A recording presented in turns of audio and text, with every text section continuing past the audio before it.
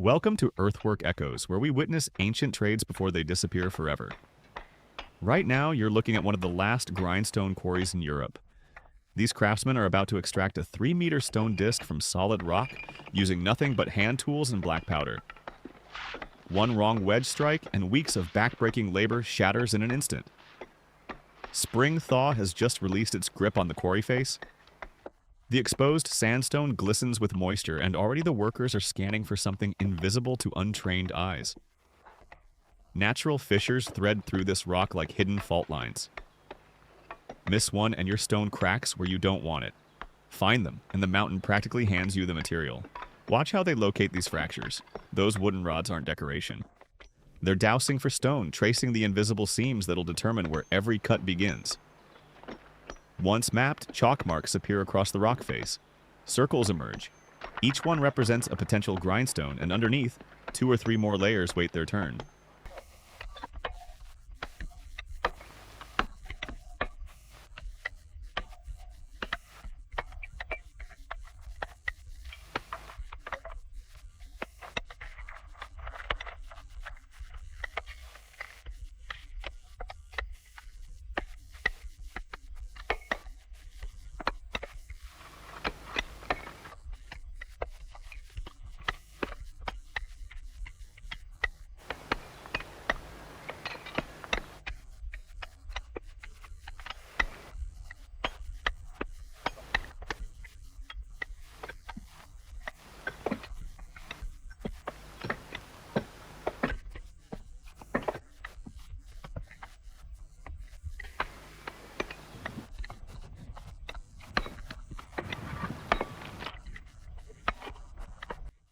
The men called trenchers step forward now.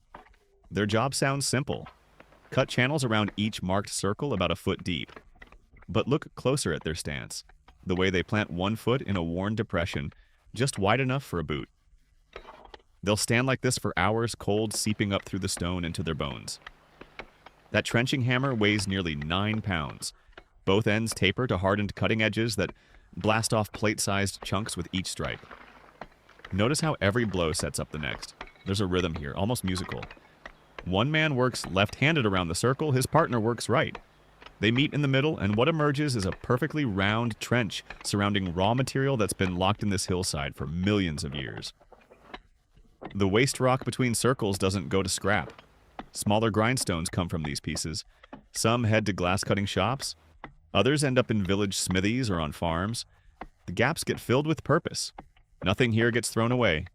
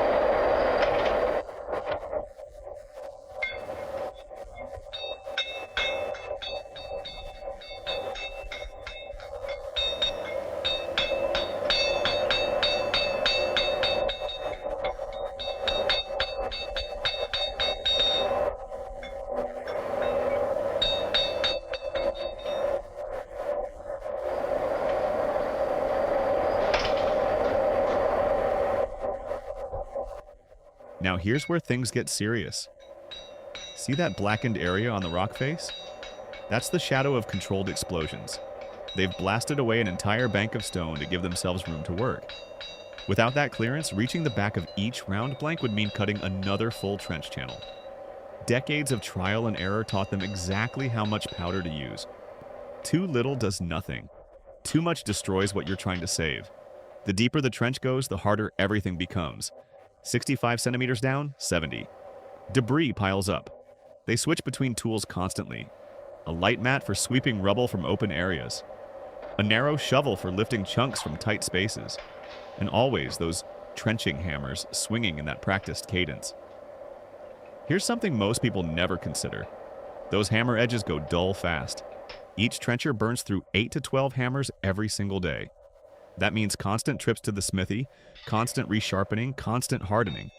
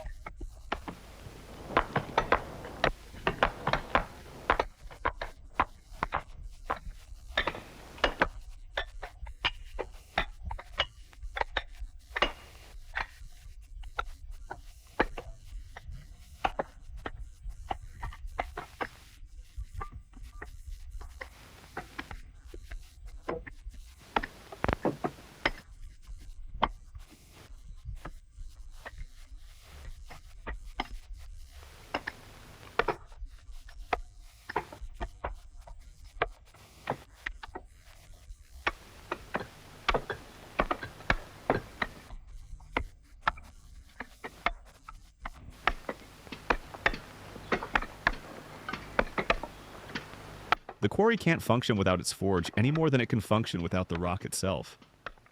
The smithy here tells its own story. Leather bellows cracked years ago, replaced by a mechanical blower. Smoke escapes through a crude hole in the corrugated roof. Nothing fancy, everything functional. Watch the process closely.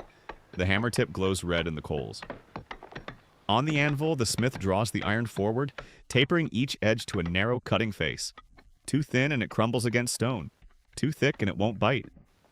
There's a sweet spot, and finding it takes years of practice. Hardening comes next.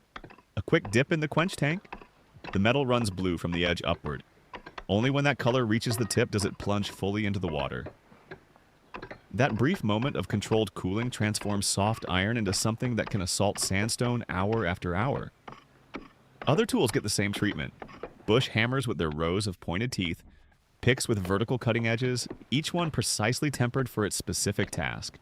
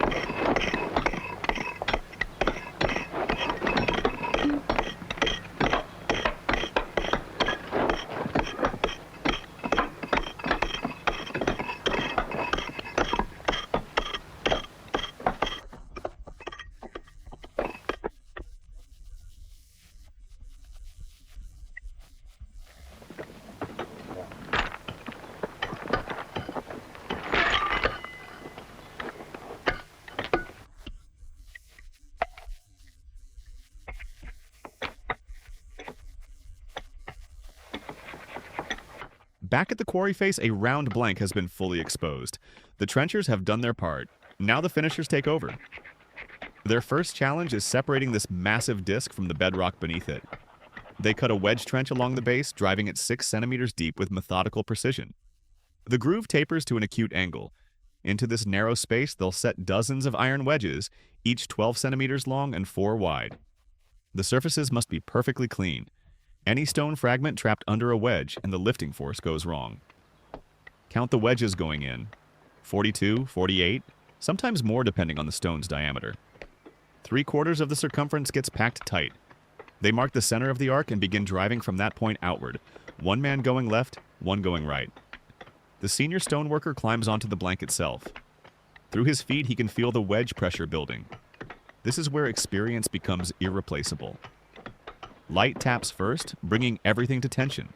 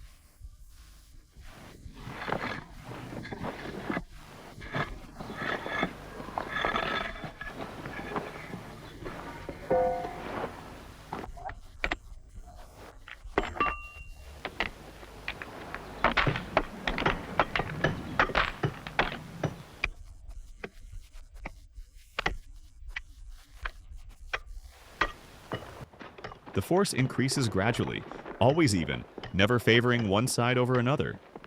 Then it happens. A deep boom resonates through the rock. The stone has separated from its bed. Crowbars 2 meters long and weighing 70 pounds lever into the gap. The disc rises from where it's rested for geological ages, supported on spent hammer handles shoved underneath. Stone jacks take over now. They're triple gear mechanisms capable of lifting 5 tons. Oiled before every use, they raise the blank high enough for wooden blocks to slide beneath. But look at the underside. The wedges haven't made a clean break. A massive belly of excess stone clings to the bottom. That irregular bulge must be removed before this becomes a finished grindstone. Before tackling that problem, the team addresses the split-off waste. Nothing usable gets left behind. This chunk will become a feed trough. You'll find them today in village front gardens, filled with flowers rather than feed.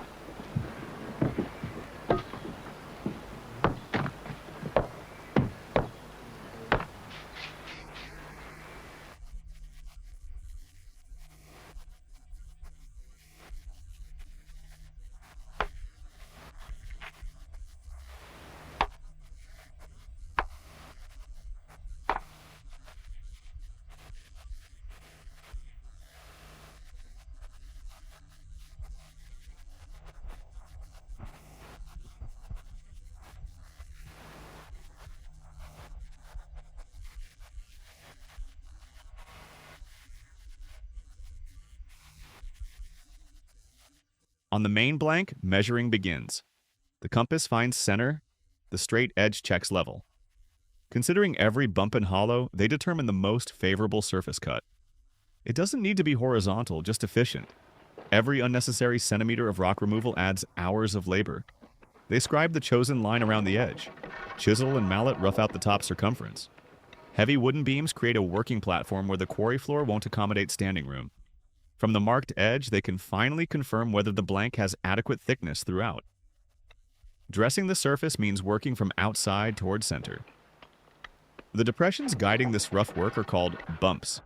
Hammer blow follows hammer blow, breaking away protruding bosses in flat sections. Greenstone, freshly separated and still holding moisture, works best. Once it's been exposed to air, it turns hard and brittle fast. Speed matters here more than most realize. Even with pneumatic tools available, this phase still consumes half a day under difficult conditions.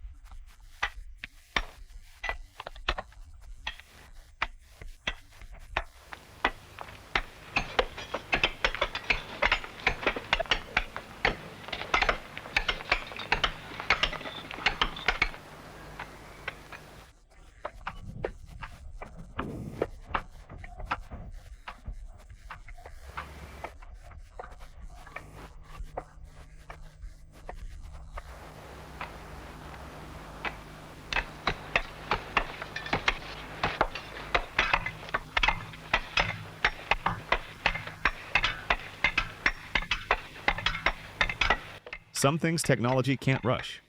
The human eye judging surface plane, the practiced hand feeling where stone wants to break, these remain irreplaceable. By the mid-1960s, smaller stones up to a meter across moved to machine processing. Saw cuts and lathe work replaced hand finishing for those sizes. But the large grindstones, the ones destined for industrial grinding frames, spinning at 18 meters per second, still demand this hand precision. Any imbalance at that speed becomes dangerous. If you appreciate watching genuine craft knowledge demonstrated at this level, you'll want to see what happens next. Bush hammer teeth, freshly sharpened, get rubbed down on rough stone before use. During fine processing, coarse tool marks vanish. The pointing work proceeds in sections, edge to center, removing final unevennnesses. The last marks left on the surface come from the bush hammer's textured face, a pattern that'll grip metal during grinding operations years from now. Preparation for turning begins before the first side is complete.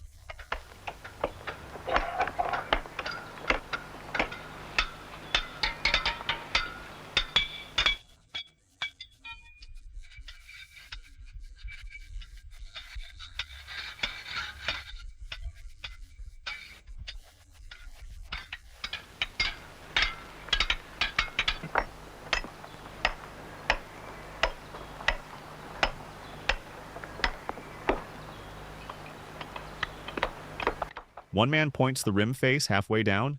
Another positions catch blocks for the controlled fall. The platform gets cleared away. At the stone's center, they deepen the axle hole halfway through, insurance against transport damage. Edges get chamfered with the bush hammer.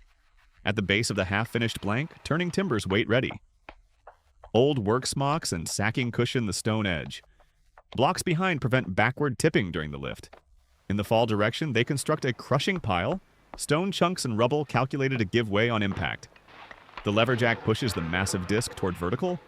When leverage fails, the cable winch opposite takes over. Multiple tons of sandstone rotate through space with surprising grace. The turn reveals consequences of the initial extraction. Deep gouges where lifting wedges tore stone from the quarry wall. The waste material, hollow and irregular, offers little for reuse, but the main disc remains intact, and that's what counts.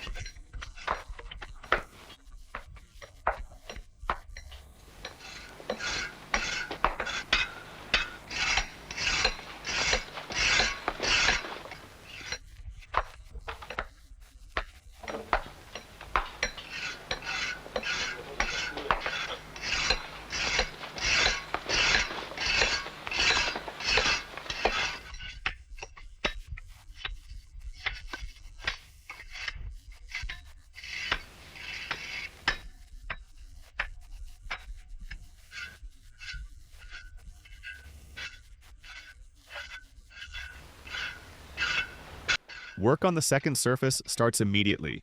The enormous belly underneath must go. They scribe the new upper edge based on desired finished thickness. Notches establish splitting lines for the first shards. Wedge cracks always run toward the thinnest section. There's no risk of breaking downward into the precious round blank if you understand the grain. Prying chisels attack favorable angles for driving wedges. Experienced hands remove the belly in surprisingly short time. The finishing work takes far longer than this rough shaping, but momentum builds now. The end is in sight. Production organization keeps multiple stones in process constantly. Every stage runs parallel. Common sizes stay in work, so urgent orders ship immediately. This operation may be small, but it's efficient. The loading ramp at the quarry entrance functions like a dock for stone shipping. An old carter has hitched the traditional stone wagon once more. The loading bed consists of massive spruce skids. Four-wheel brakes grip strongly rimmed tires designed for thousands of pounds under strain.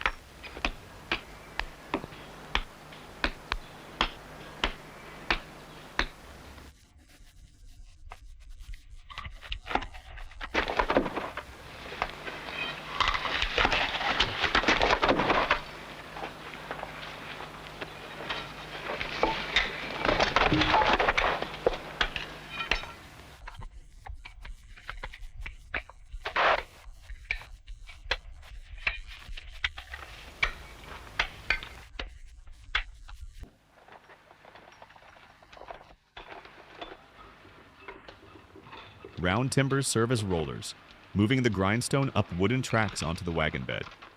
The winch handles pulling force. Direction control matters constantly.